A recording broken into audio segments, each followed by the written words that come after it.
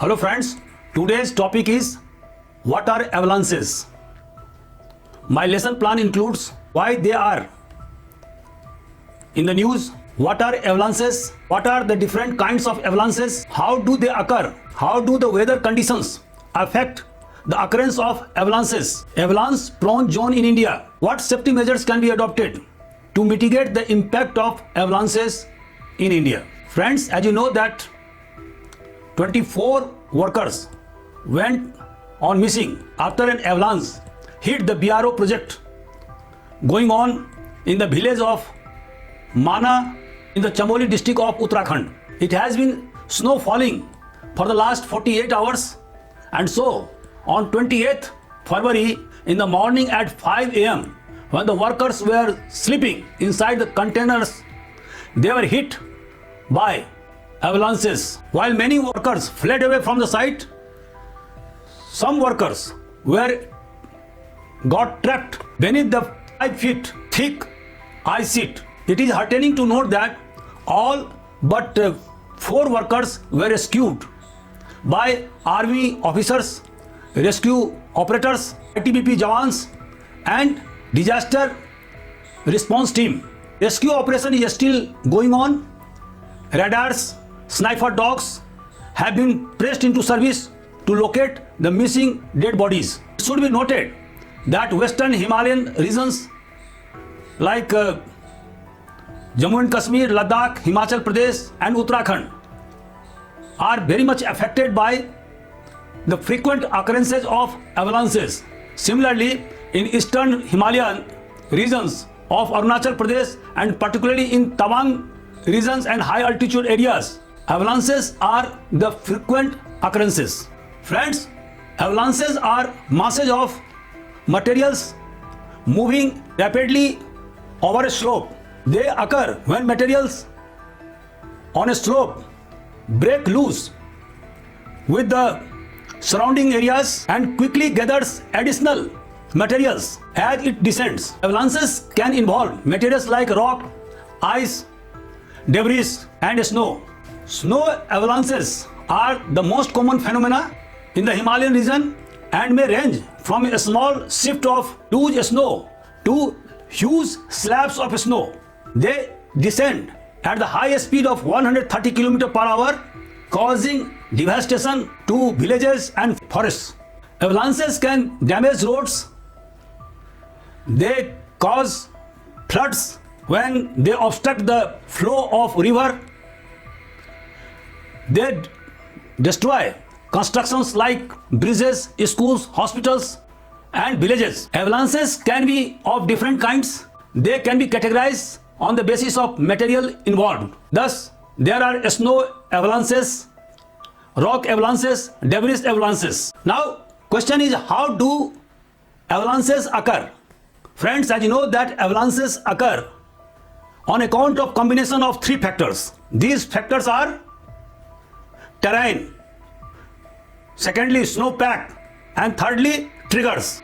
Avalanches can occur only in the mountainous region where the slope is between 30 degree to 45 degree. When weak layers beneath the heavier layers of snow causes instability. Avalanches can be caused by heavy snowfall, increase in high temperature, earthquakes, vibration by explosion, human activities like construction, skiing and trekking. Avalanches can be affected by the conditions of snowfall, increase in temperature, strong winds and rainfall. Heavy accumulation of snowfall causes instability in between different layers of ice sheet.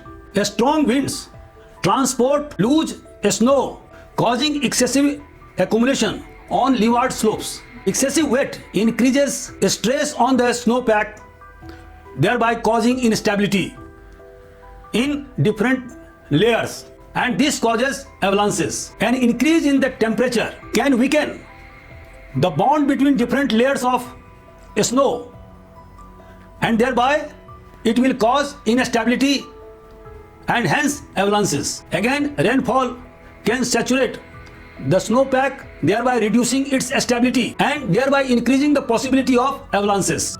Now, what are avalanches prone zones in India?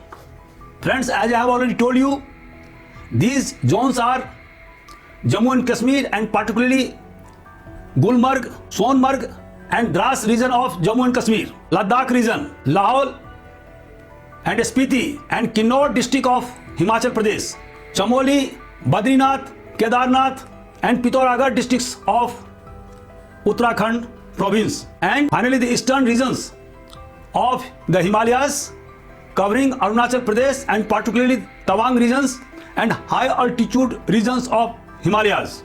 Friends, on the basis of hazards, 3 zones for avalanches have been earmarked. These are red zones. Those zones which have the impact of 3 tons of pressure on 1 square meter, and these areas are not suited for habitation because these areas are the places of frequent occurrences of avalanches. The second area is blue zone. This zone is characterized by avalanche force of less than 3 tons per square meter. These areas are habitable, but the areas must be vacated on issuing warnings. There is another area that is called yellow zone, which experience occasional occurrences of avalanches. Now I switch over to the point as to what are the measures which can be adopted to mitigate the impact of avalanches. Friends, as you know that avalanches cannot be prevented.